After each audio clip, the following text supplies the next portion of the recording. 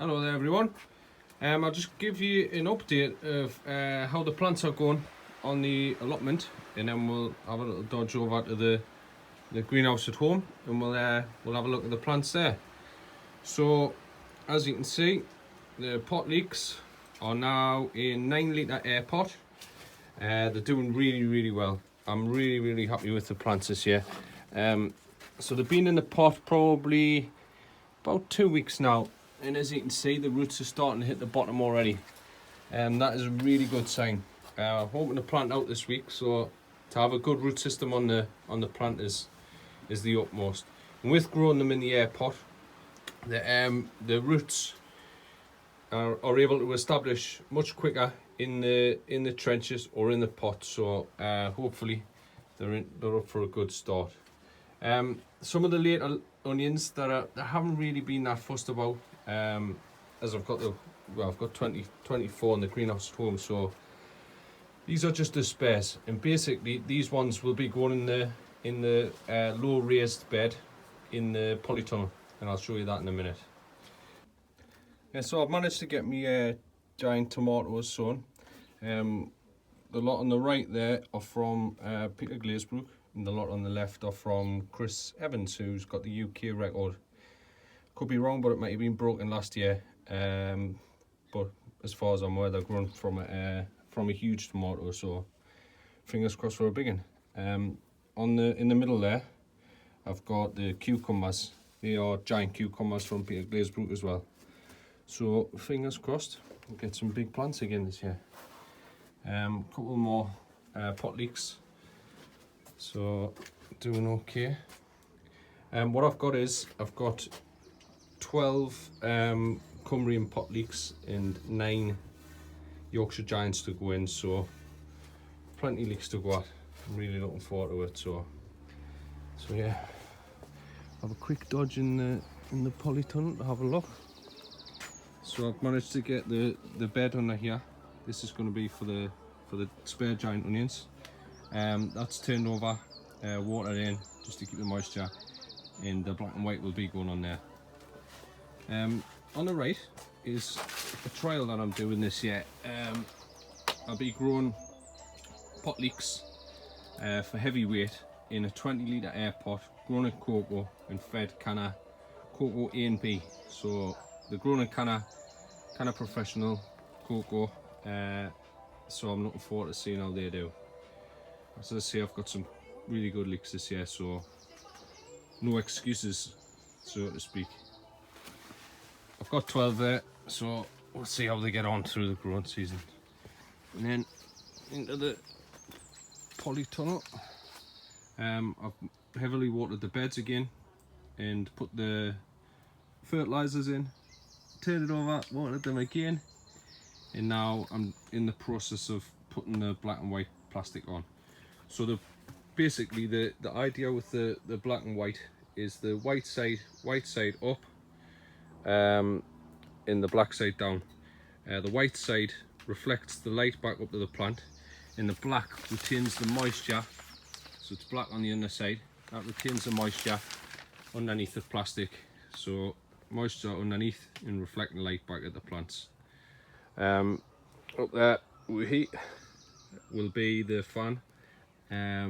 Basically that's just to keep the temperature a bit more stable in the polytunnel in hot weather. I'm aiming to get the beds prepared tomorrow for planting out, possibly Monday / Tuesday of next week. We've got some good weather forecast, but we did last year. I don't know if you remember, we had some really good weather mid to late April, and then the temperatures just plummeted back down to sub-freezing. So we'll see what happens. So that's the insides of the both polytunnels now on, ready to plant out. Greenhouse will be emptied at the allotment of all the leeks and onions. So what I'll do then is I'll bring all the chrysanthemums and dahlias down to here, and then I'll strip the greenhouse out, well, the benches out at home, and space all the plants out. So we'll go over to the greenhouse at home, and I'll show you around. Right, so we're now at the greenhouse back at home, and it is packed to the rafters. You can see all the plants. Dahlias wise, I bought some dahlias in from Andrew Robinson, top northeast grower, cracking bloke as well. He really helped us out a lot with the plants that he's given us. What I've got is Kenora Challenger, Kiwi Gloria, Mary Samanda, Winham Diane, all the ones that I've listed in the past videos. But I did see it that I had varieties, well, in massive numbers of cuttings that I'm not growing really. So basically what I'll do with them is I'll be pot tubing a lot of them and just tying them in a bit of space that I can find.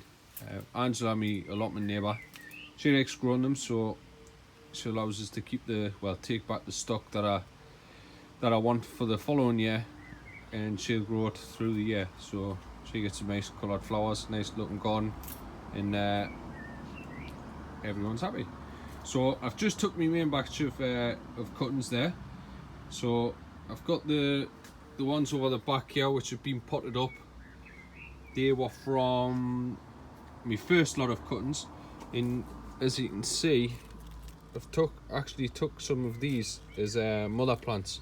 So basically you just cut the growing tip off and then reroot that, and then what then happens is at each lateral break you get another two more plants, two more shoots coming off, and then they then become cuttings themselves. So I've took some of them as mother plants, but the majority of them, well, the last batch of cuttings I've just took there is my main batch for growing, and also some of these here. Looking a bit yellow, but a bit low in feed on them, with a bit nitrogen feed in, and they'll just green up straight away. No worries at all. I'll quickly jump underneath. So this is my main batch of dahlia cuttings. These have just been took today. You can see a bit of a droopy one there, but they'll pick up. So I've took 3 batches of cuttings so far. I think there's 120 in there or thereabouts. I think there's 33 in a tray. Could be wrong. 30 in a tray. Maybe it's 35 actually, but there's about 120 there, and I've took 3 batches of that. So what's that? 360 plants ish, and I've bought some in. So I've got 400 odd cuttings to pick from. I'll not be growing 400 plants. I'll be growing about 250, but I'll be picking the best plants that I can get out of them. So too long is no good. Too small, you'd be there or thereabouts with the plants that do grow quick, but I don't really want to be planting small ones. But next month, well, in 2 months time, when I'll be planting them out, I'll show you which ones I'll be picking from. So that's the last batch. The batch before that is these ones starting to green up there. I've actually had, I think, a 99% rooting rate, and they're taking about 7 days to root in the unheated propagator, because I haven't actually turned it on, with very little light levels underneath the bench. That light hasn't been on, and the plants are looking really good, rooting really quick, so I'm really happy with them. And that's another batch that I took from the second batch, and they've just been potted up. So dahlias wise, 100% looking okay for numbers and varieties that I need. So chrysanthemums. So my chrysanths are looking tip top.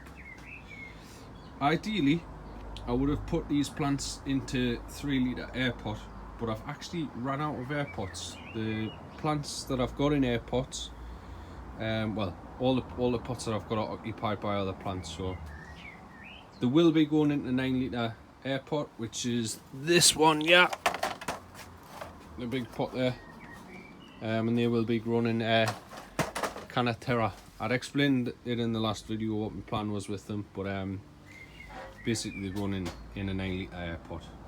So I've got, I think it's 70 to 80 plants there, plenty to go at. Some of them are actually looking a bit leggy. Size wise, you're talking probably a foot, maybe more, foot tall.